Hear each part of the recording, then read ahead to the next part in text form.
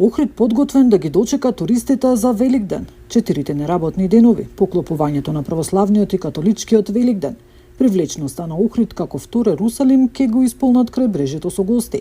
Хотелерите и туристичките работници велат дека празничните аранжмани во неголема мера се откупени од гости од нашето соседство. Очекуваме голем број туристи, ќе биде богата програма околу великденските празници, како великденскиот пазар, настани традиционални кои што си ги одржуваме, хуманитарни концерти, на фолклорни друштва, сето она што ќе може да го збогати не само за домашните, туку и за странските туристи.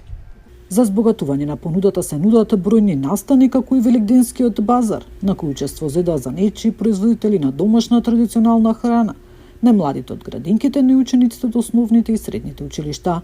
Ние во Кунена подготвувавме великденски колачи, козињак, ванилици, имаме и овошни салати.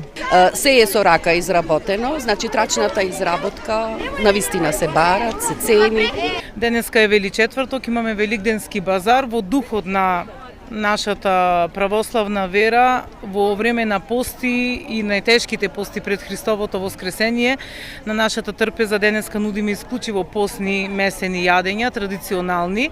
Луѓето сакаат да си пробаат нешто домашно месено сучено, затоа што се помалку и помалку имаме луѓе кои што го практикуваат нештото. Ова е апел до младите, аз денеска им зборував и на моите ученици да ги фаќаат тие нешта од повозрастните, од постарите, да учат за традицијата, да се интересираат, затоа што тоа треба да го оставиме од колено на колено во аманет.